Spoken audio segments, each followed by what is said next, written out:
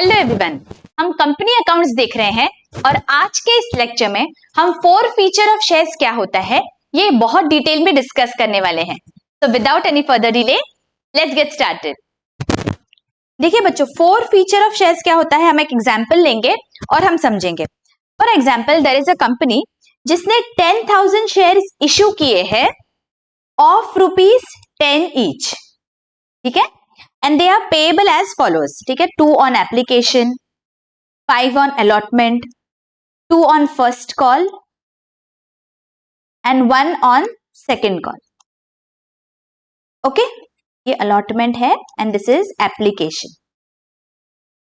Now there is a shareholder whose name is Bunty, ठीक है, he has 1,000 shares, ये उसको allot किए गए हैं 1,000 shares, ठीक है। तो बंटी ने क्या किया, जब अलॉटमेंट का पैसा मांगा तब बंटी ने दे दिया, जब फर्स्ट कॉल का पैसा मांगा तब बंटी ने दे दिया, लेकिन जब सेकंड कॉल की बारी आई तब बंटी ने कहा कि बाबा मेरे पास अभी पैसे नहीं है, so right now I can't give you the money, ठीक है। तो कितना पैसा बंटी नहीं दे पाया, 1,000 into 1 that is 1,000 rupees, correct. So इतना पैसा बंटी के पास अभी था नहीं, so he did not pay the money. तो कंपनी फिर बार बार बंटी को इन्फॉर्म करेगी दैट बाबा आपका ये इंस्टॉलमेंट ड्यू है, यू पे द मनी। लेकिन अगर बंटी बार बार नहीं पे करेगा then company will give a final warning, final warning देगी, एक नोटिस देगी कंपनी दैट बाबा आपका इतना इतना पैसा ड्यू है, तो if you don't pay this with in 14 days हम आपके शेयर्स को फॉरफिट कर देंगे। What is the word that the company will use, we will forfeit your shares. Forfeit का क्या मतलब होता है, forfeit का मतलब ये होता है that अभी Bunty will no more be a shareholder, Bunty अभी शेयर होल्डर नहीं रहेगा अगर ये शेयर्स फॉरफिट कर दिए तो, मतलब ये शेयर जब्त कर लेगी कंपनी, कंपनी क्या करेगी, ये शेयर्स अभी देगी ही नहीं बंटी को, वो ले लेगी शेयर्स, ठीक है। तो इसमें बंटी का नुकसान होगा, इसलिए एक फाइनल वार्निंग दी जाती है बंटी को। अगर बंटी ने पैसा नहीं दिया तो वो वापस शेयर्स चले जाएंगे कंपनी के पास, कंपनी वो शेयर्स वापस ले लेगी। तो ये जो शेयर होल्डर था बंटी वो अभी कैंसिल हो जाएगा, he will no more be a share holder in the books of the company, ठीक है। ये पहली बात हो जाएगी 4 फीचर की कि उसका जो भी शेयर होल्डर का नाम था उसमें से उसका नाम चला जाएगा। And secondly what is going to happen, अभी तक जितना भी पैसा दिया होगा बंटी ने, मतलब अभी तक कितना पैसा दिया ये सिनेरियो में देखो, एप्लीकेशन दिया, अलॉटमेंट दिया, फर्स्ट कॉल दिया, राइट।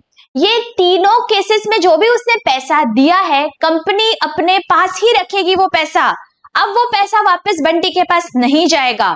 तो ये जो पैसा कंपनी को मिल चुका है ये पैसा कंपनी जब्त कर लेगी, ये वापस नहीं देगी, ठीक है। तो कंपनी का क्या हो गया, शेयर्स भी अपने पास ले लिए और जो पैसा ऑलरेडी बंटी पे कर चुका था बाकी इंस्टॉलमेंट्स को, वो भी पैसा कंपनी अपने पास रख लेगी। इसे हम बोलते हैं that the shares have been forfeited, getting it. तो इसमें जो भी शेयर होल्डर है उसका बहुत नुकसान है, इसीलिए उसे एक लास्ट अंतिम वार्निंग दी जाती है, अगर फिर भी वो पैसा नहीं देता तो हम उसके शेयर्स वापस कर लेते हैं। तो ये शेयर्स जब वापस होंगे कंपनी क्या करेगी, what will be the journal entry, let us see. देखो, जब शेयर्स इश्यू किए थे तब हम क्या करते हैं, शेयर कैपिटल को हम क्रेडिट करते हैं, इजंट इट। तो अब जब शेयर्स हम वापस ले लेंगे तो क्या करेंगे, जाहिर है हमें ऑपोजिट इफेक्ट करना पड़ेगा, तो हम शेयर कैपिटल को यहाँ पे डेबिट करने वाले हैं बच्चों, ठीक है। सो शेयर कैपिटल अकाउंट को we will debit, let us see the journal entry, share capital account debit. अभी डेबिट कितने से करोगे, कितने शेयर आपने फॉरफिट किए, नंबर ऑफ शेयर्स कितने हैं 1,000, ठीक है, और कॉल्ड अप वैल्यू कितना है वो शेयर्स का, ये पूरा कॉल हुआ था सब, उसके बाद हमने उसको वार्निंग देके उसके शेयर्स वापस लिए, राइट। तो called up value is 10 rupees, तो 10 मतलब 1,000 into 10 दैट मीन्स 10,000 रुपीज से मैंने शेयर कैपिटल को डेबिट कर दिया, करेक्ट। और अभी हम क्रेडिट किसे करेंगे, देखो क्रेडिट हम सबसे पहले जितना पैसा उससे आना बाकी था उसे हम क्रेडिट कर देंगे, कितना पैसा आना बाकी था 1,000 रुपीज, राइट। और ये क्यों आना बाकी था, सेकेंड एंड फाइनल कॉल, तो यहां पे हम लिख देंगे to second and final call account, amount is 1000। ठीक है, जो पैसा आना बाकी है उसे हम क्रेडिट कर देंगे।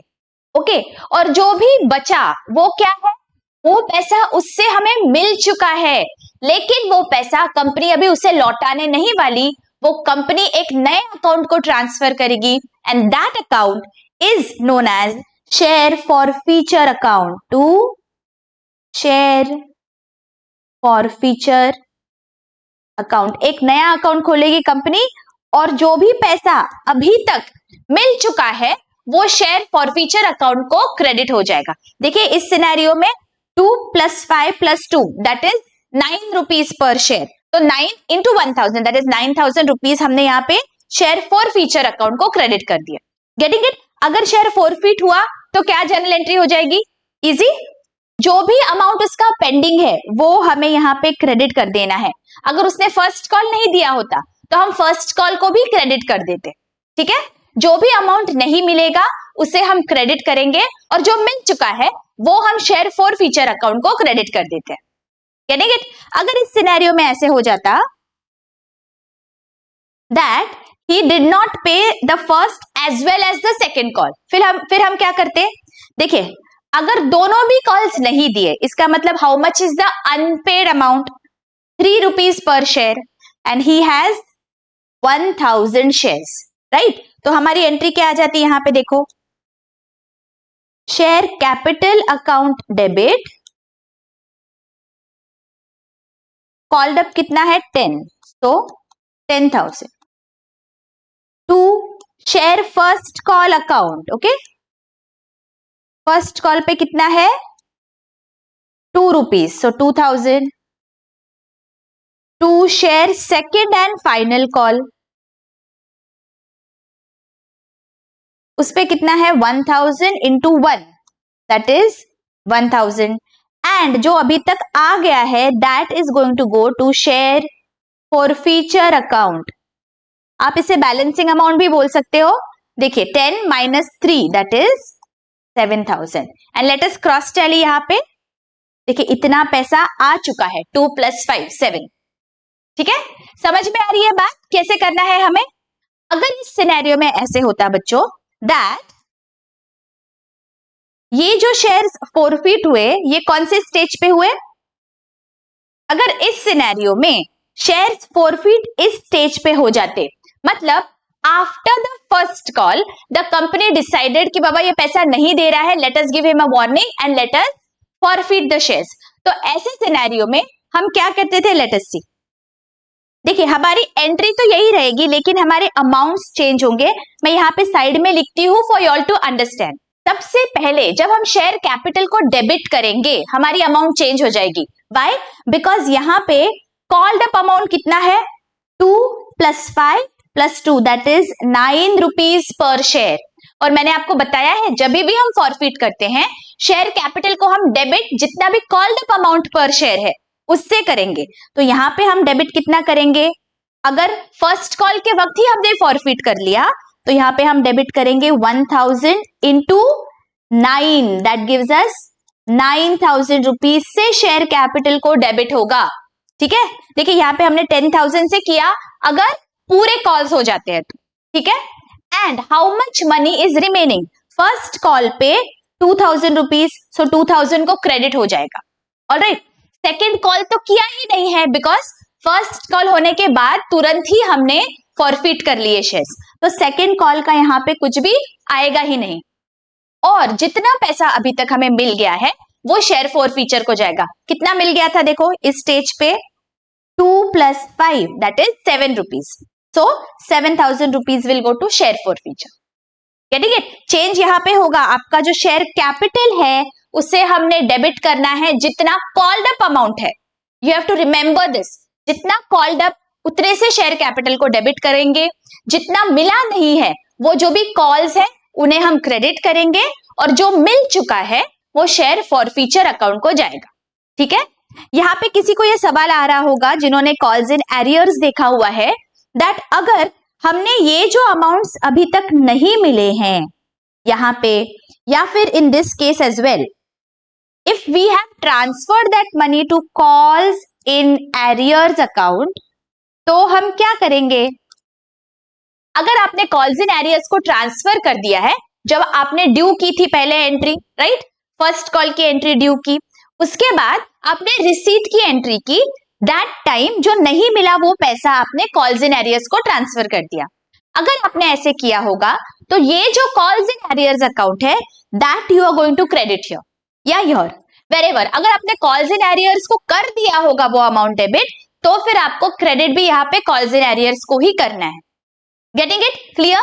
अगर वैसा नहीं किया है आपने, जब आपका अमाउंट मिला था, then you are going to credit the respective call account. Alright, very very clear. तो यहाँ पे देखो हमने फॉरफिट किया when the shares of 10 rupees were issued at 10, ठीक है, तो हमने ये फॉरफिचर की एंट्री देखी।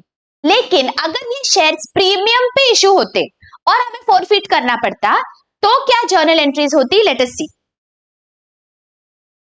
देखिए हमारे यही एग्जाम्पल में, देखिए इसी एग्जाम्पल में जहां पे 1000 शेयर्स है बंटी के पास and 2 on application, 5 on allotment, 2 on first call and 1 on second call. इस तरह से इंस्टॉलमेंट में पैसा कंपनी ने हमसे मांगा है। लेकिन यहां पे सिर्फ ट्विस्ट ये है that the shares have been issued at a premium, ठीक है। तो पहला सिनेरियो हम ऐसा देखते हैं जहां पे जो प्रीमियम अमाउंट है वो अलॉटमेंट के साथ ली गई है, ठीक है, allotment 5 rupees and premium 2 rupees. ऐसे सिनेरियो में अगर बंटी हैज फेल्ड टू पे the first and the second call, तो हम क्या एंट्री करेंगे वो अभी हमें देखना है। ओके, अभी सबसे पहले जब भी shares are issued at a premium और आप उन्हें फॉरफिट कर रहे हो, first question that you are going to ask is, share premium जो भी अमाउंट थी वो ये शेयर होल्डर ने दी है या नहीं दी है। So what you are going to do is you have to ask whether securities premium या शेयर प्रीमियम, आप जो भी बोलो, share premium has been received और नॉट, ठीक है।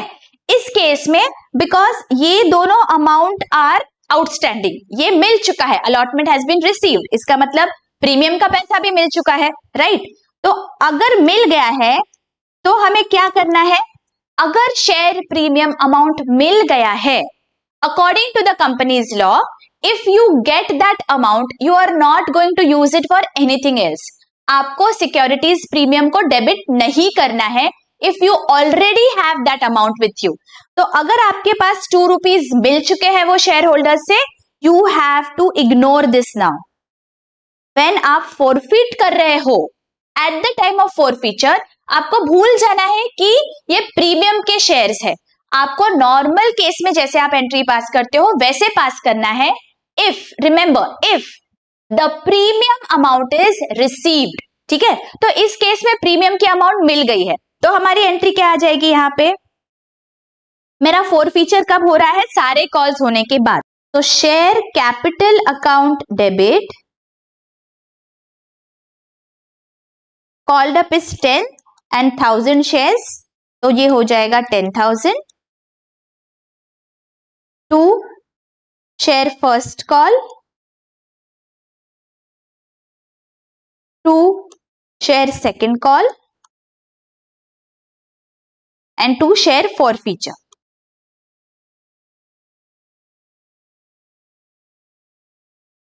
ठीक है, फर्स्ट कॉल पे कितना अमाउंट ड्यू है? 2 रुपीज पर शेयर, तो 2 into 1000 that is 2000।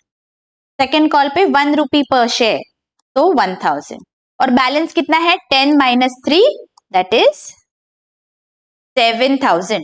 So this will be our journal entry. ठीक है, even though the shares have been issued at a premium, we have to forget कि ये shares premium पे issue हुए हैं, ये ignore करना है अगर ये प्रीमियम हमें मिल चुका है। ठीक है, अभी किसी के दिमाग में ये सवाल आ रहा होगा मैम, लेकिन अगर हम देखें यहाँ पे पैसा तो कितना मिल गया है ऑलरेडी बंटी से, 2 + 5 that is 7, +2 that is 9 rupees per share हमें मिल गया है, लेकिन यहाँ पे हमने शेयर फॉरफीचर को क्रेडिट सिर्फ 7,000 से किया, ऐसे क्यों? इसीलिए because this premium has been received, we have to ignore that premium. वो जो 2 रुपीज मिला है ऑलरेडी, वो हम यूज नहीं कर सकते, वो हमें अलग से दिखाना पड़ता है। इसीलिए जब यहाँ पे हमने कैलकुलेट किया, हमने वो 2 रुपीज माइनस किए। सी 9 रुपीज उससे मिल गए थे already, isn't it? 2 + 5 and 2 rupees for premium, मतलब 9 रुपीज पर शेयर हमें बंटी से मिल गए थे, लेकिन उसमें से 2 रुपीज प्रीमियम की अमाउंट है। तो प्रीमियम की अमाउंट माइनस करने के बाद जो बचता है इनटू नंबर ऑफ शेयर्स, वो आ गई आपकी अमाउंट यहाँ पे। ये सिर्फ आपके अंडरस्टैंडिंग के लिए है। अगर आपको मैं बोल दूं कि आपको सिर्फ बैलेंसिंग फिगर शेयर फॉरफीचर को डालना है, तो you need not understand the logic, लेकिन मुझे आपको यहाँ पे लॉजिक एक्सप्लेन करना है बच्चों। जब भी हमें प्रीमियम के लिए अमाउंट मिलती है, हम उसे अलग से दिखाते हैं, we are not allowed to forfeit that amount, ठीक है? तो इसीलिए हमने यहाँ पे अलग से शेयर प्रीमियम का यहाँ कहीं पे दिखाया नहीं है, alright, because we have already received that amount.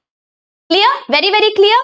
Okay, अभी ऐसा सिनेरियो देखते हैं जहां पे हमें शेयर प्रीमियम अमाउंट नहीं मिली है, it is outstanding and the shares have been forfeited. तो हम क्या करेंगे? Let us see. देखिए इसी सिनेरियो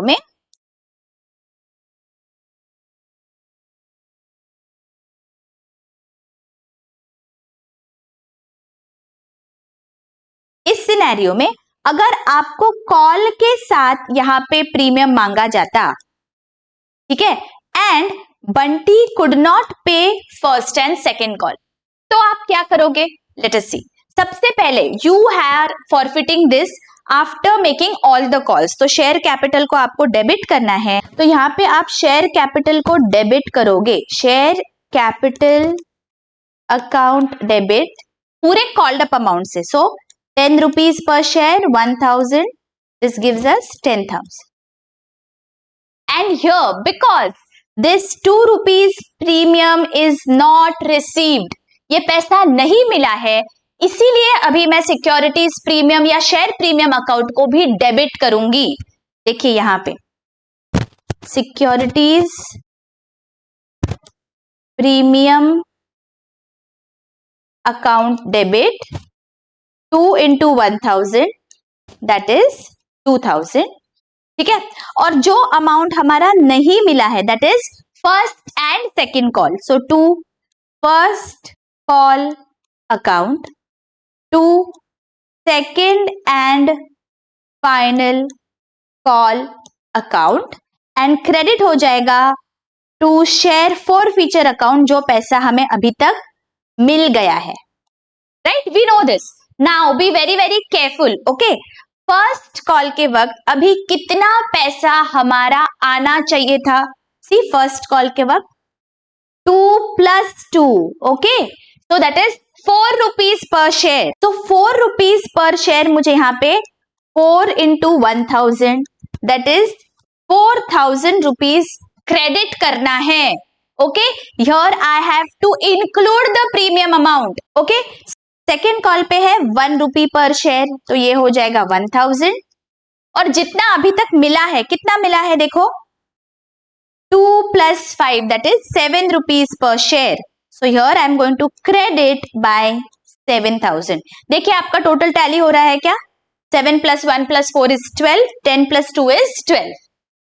हो गया टैली? यहाँ पे आपको ये याद रखना है दैट शेयर प्रीमियम अकाउंट को अभी आपको डेबिट करना है if the premium is not received, ठीक है? और यहाँ पे भी आपने ये जो प्रीमियम है ये इंक्लूड किया था कॉल में जब आपने क्रेडिट कर दिया। Is this very very clear?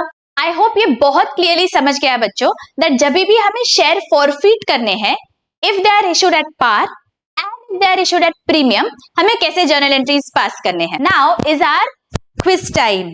देखिए आपके लिए मैंने ये एक सवाल है यहाँ पे, go through this problem. This is a very interesting problem and I want everybody to try and attempt this problem, और मुझे comments में आपके answers चाहिए बच्चों। Please ensure that you attempt this. Try करिए solve करने का। जब भी कोई मैं topic सिखाती हूँ, I ensure that I give you some homework problem क्योंकि आपका फिर कॉन्फिडेंस बढ़ता है जब आपका आंसर सही आता है, और इसी तरह से आपकी प्रैक्टिस भी हो जाती है, वो कॉन्सेप्ट आपका फटाफट रिवाइज हो जाता है। तो please ensure that you solve all these problems that I give you at the end, and मुझे कमेंट करके जरूर बताइए इसका सही आंसर क्या होगा। सबसे पहले सबसे सही जो आंसर देगा मैं उसे पिन करने वाली हूँ। बच्चों, आई होप आपने पढ़ाई स्टार्ट कर दी है। मैंने आपको डिटेल्ड टाइम टेबल दिया है अकाउंटेंसी के लिए कैसे पढ़ना है। अगर अभी तक किसी ने वो वाला लेक्चर नहीं देखा है, I have given the link in the description, please go and check that out, and it is high time that you all start studying. हमें पूरा पोर्शन कंप्लीट करना है एंड हमें रिविजन भी करनी है। We have to ensure that we get more than 90% marks in accountancy. ये तभी होगा जब आप सब लेक्चर्स देखेंगे और खुद से प्रैक्टिस करेंगे। So it is high time that you start studying. मिलती हूँ आपको अभी नेक्स्ट लेक्चर में, जहां पे हम री इशू ऑफ फॉरफिटेड शेयर्स देखने वाले हैं। Till then, take care. Bye bye.